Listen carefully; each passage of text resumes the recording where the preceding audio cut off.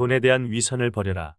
돈에 대한 한국 사회의 태도는 지킬 박사와 하이드 씨처럼 대단히 이중적이다. 어느 종교에서는 돈이라는 말 대신에 물질이라는 단어를 즐겨 쓴다. 신성한 장소에서 돈이라는 단어를 입에 올리는 것조차 불경스럽게 여기기 때문일지도 모른다. 돈에 대하여 말하는 것을 상스럽고 천하게 여기는 태도는 우리 사회 어디서나 나타난다. 황금을 보기를 돌같이 하라 는 최영 장군식의 초월적 가르침도 있고, 남을 먹고 물 마시고 팔베개를 베면 행복한 것이라는 식의 안빈낙도가 교육의 한 핵심으로 자리 잡고 있다. 이런 점들을 생각하면 이 사회는 그 어느 나라보다도 더 깨끗하고 청렴하여야 할 것이다. 그러나 현실을 살펴보면 작가 출신 정치인 김홍신의 말처럼 이 나라는 한 푼이라도 서로 더 빼앗기 위해 서로 뜯어먹고 사는 사람들이 가득한 곳이고, 그러한 탐욕으로 인해 한국의 부정부패 지수는 에스토니아, 남아프리카 공화국, 모로코 등보다도 더 낮은 48위이며, 국제투명성기구 2000년도 발표 전 세계 수출주도 국가 19개국 가운데 한국의 뇌물공여 지수는 최하위인 18위에 머물고 있고, 떡값과 리베이트가 어느 곳에나 만연하여 있다. 돈에 대한 태도가 이렇게 겉과 속이 전혀 다른 이상한 모순을 보이는 나라가 또 있을까? 제이크 널린의 소설 천국의 열쇠는 두 청년 안셀모 밀리와 프랜치스 치셴의 삶을 비교하여 보여준다. 같은 성직자의 길을 가면서도 늘 가난한 자의 편에서 검소하게 사는 프랜치스와 명예와 부를 추구하는 안셀모. 신학생 시절의 안셀모는 학생회 회장과 여러 모임의 회장직을 맡았었고, 프랜치스는 조용하면서도 종종 풍파를 일으키는 문제 학생이었다. 출세를 하는 것은 안셀모였다.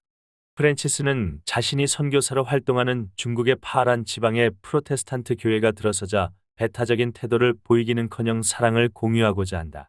이런저런 이유 때문에 그는 이단시 당함으로써 인간적인 눈으로 볼 때에는 실패로 연속된 삶을 살게 된다. 반면에 안셀모는 주교가 된다. 주교가 된 안셀모의 방문을 위해 프랜치스는 새로 성전을 준비하느라 정성을 다하지만 홍수로 인해 성전은 모두 무너진다. 그 자리에 거대한 행렬을 이끌고 멋진 말만 하러 온 안셀모. 그리고 보여줄 것이 모두 다 무너져버린 프랜치스. 안셀모의 마차 때문에 프랜치스는 진흙탕 물까지 뒤집어쓴다. 여전히 세상의 존경을 받는 쪽은 안셀모이다. 프랜치스는 사회적인 명예나 부는 원하지 않았다. 그가 추구한 것은 오직 사람들 간의 화목과 사랑이었다. 안셀모와 프랜치스는 우리들이 세상을 살아가면서 탐내는 두 가지 욕심을 보여준다. 명예와 부와 편안함이라는 욕심과 자기를 희생하며 실천하는 사랑과 그로 인한 보람 내지는 기쁨을 누리려는 욕심. 그 어느 쪽의 길도 사실 쉬운 것은 아니다. 여기서 내가 독자들이 주목하기를 바라는 인간 유형은 좋은 말만 늘어놓는 안셀모이다. 소설에서 안셀모가 대중의 존경을 받았듯이 이 세상은 좋은 말만 늘어놓는, 사람들이 존경 비슷한 것을 받는 이상한 곳이기 때문이다. 예를 들어보자. 변호사, 나는 돈 때문에 일하는 것이 아니라 억울한 사람을 위해 변론하는 것이다. 의사, 나도 돈 때문에 일하는 것이 아니라 환자의 고통을 덜어주기 위하여 일한다. 정치인, 나 역시 돈이나 명예 때문에 일하는 것이 아니라 국민을 위해 일한다. 교수, 나는 돈은 없어도 그만이고 미래의 제목들을 키우는 것이 보람이다. 종교인, 나야 물론 돈과는 거리가 멀고 사람들을 구원하기 위해 봉사하는 사람 아닌가. 그렇게 말하는 사람들이 부자로 살고 있다면 나는 그들에게 이렇게 말하고 싶다. 엿먹어라. 나는 당신들 모두가 먹고 살 수 있도록 돈을 낸다. 나는 돈에 대한 욕망을 그럴듯한 명분이나 보람으로 위장하여 듣기 좋은 말로 포장하는데 능숙한 사람들을 전혀 좋아하지 않는다. 저술가 김지룡은 개인 독립만세에서 이렇게 말한다. 명분에 따라 움직이는 사람들은 패거리 문화를 만들어낸다. 명분의 세계에서는 옳고 그른 것이 없다. 자기에게 얼마나 유리한가가 판단의 근거이다. 명분을 내세우는 사람은 겉과 속이 다른 사람이고 사기꾼이기 십상이다. 사족, 나는 김지룡의 책을 매우 좋아한다. 그와 술자리를 같이 하기도 하였다. 하지만 내 안에는 그의 여성 편력이 잘 나타난 책 나는 솔직하게 살고 싶다를 먼저 읽었기 때문에 그의 다른 책들을 거들떠보지도 않는다. 예컨대 변호사가 매일 라면도 먹기 힘든 보수를 받으면서 힘없고 억울한 사람들을 위한 변론만 하는 직업이라면 당신은 그 직업을 택하겠는가? 의사가 가난한 사람들을 위해 무료 진료를 하여야 하고 과거 소련에서처럼 낮은 월급을 받을 뿐인 그런 직업이라면 당신은 하겠는가? 국회의원이 생기는 것 한 푼 없는 직책이고 힘도 없는 그런 직책이라면 그렇게들 하고 싶어 하겠는가? 대다수는 그럴 리 없지 않은가? 그런데도 어떤 사람들은 사실은 대가에 관심을 가지면서도 돈 때문에 일하는 것은 아니라고 극구 변명한다. 그들이 빈민촌의 가난하고 헐벗은 자선사업가, 무보수의 자원봉사자라면 나도 그 말을 믿고 존경한다. 그렇지 않다면 나는 그저 그들을 자기 속내는 숨기고 듣기 좋은 말만 하기 좋아하는 사람으로 평가절하시키고 만다. 특히 툭하면 국민의 이익을 내세우며 국민을 위한다고 하지만 실은 자기 실속과 밥그릇을 따지는 집단들은 그 집단이 공기업 노조건, 무슨 협회건 간에 나에게 있어 꼴값 떠는 놈들에 지나지 않는다.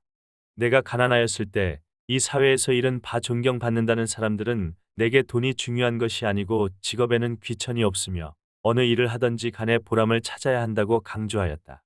그들이 즐겨 들려주던 예화는 두 명의 석공이 있었는데 한 사람은 먹고 살기 위해 일한다고 생각하였고 다른 사람은 부처님을 위한 석탑을 만든다는 보람을 갖고 일을 하기에 기쁨을 느낀다는 것이었다. 그러나 내게 그런 이야기를 들려주는 사람들은 석공이 아니었다. 나는 직업을 갖고 있었다. 자기들은 챙길 것 다 챙기면서도 다른 사람들에게는 돈은 중요한 것이 아니다.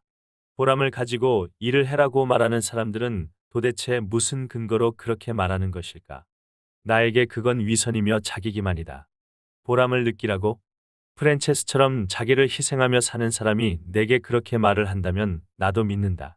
그러나 그렇게 말하는 사람이 일한 대가로 받는 보수가 이 사회에서 상대적으로 높은 편에 속한다면 그는 대가를 보람으로 위장하고 있는 것이다. 수많은 사람들이 돈을 벌고자 일을 하면서도 그 사실을 말하는 것은 꺼려하며 어떻게 해서든지 미화시키려고 한다. 자본주의 사회에서 프로는 아름답다. 프로 선수는 돈 때문에 뛴다. 또 돈 때문에 뛰기에 프로가 되게 된다. 더 많은 돈을 받고자 더 많이 노력한다. 프로 선수에게 돈은 그 노력에 대한 대가이며 자기만큼 노력하지 않은 사람들과의 차별을 원하는 자존심이며 명예이다.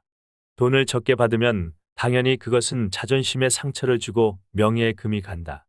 1970년에 발표되어 많은 사람들의 사랑을 받아온 리처드 바크의 갈매기의 꿈을 읽어보았는가. 조나단이라는 갈매기가 고기잡이 배와 해변 사이를 단조롭게 오고 가며 먹는 것에만 급급한 다른 갈매기들 사이에서 추방당했어도 자신의 꿈인 완전한 비행을 위하여 열심히 노력한다는 내용이다. 가장 높이 나는 갈매기가 가장 멀리 본다. 진정한 삶의 목적을 찾아서 비행하는 조나단은 더 높이 나는 것을 통해서 완전한 자유를 찾아간다. 정말 멋지다. 자고로 책은 이렇게 돈이나 먹을 것을 초월하는 내용을 담고 있어야 잘 팔리는데 정작 그런 책의 저자들 대부분은 국내의 류시와 시인처럼 인세를 많이 받게 되어 돈이나 먹을 것을 걱정하지 않아도 되는 생활을 하게 된다. 이게 나로서는 좀 떨떠름하다. 그러나 이 세상에는 벌레를 찾아 낮게 날면서도 자신이 높게 날고 있다고 착각하는 갈매기들이 넘쳐난다. 그 갈매기들은 그 착각 때문에 위선자들로 전락하고 만다. 나는 그런 위선자들 가운데서 능력 있는 프로를 보지 못했다. 나는 남들이 뭐라고 하던지 간에 삶에 대한 자존심 때문에 낮게 날면서 벌레부터 먼저 잡아먹자고 작심을 했던 사람이다. 그래서 프로다. 월스트리트 금융기관들에서 신입 사원 면접을 볼 때 지원 사유를 성취감을 느끼기 위해서라고 답하면 모조리 불합격이다. 돈을 벌고 싶어서라고 말하는 사람만 합격된다. 부자가 되려면 돈에 대한 가식을 버리고 프로가 되라. 배고픈 갈매기는 높이 날려고 해도 기운이 없어 그렇게 하지 못한다.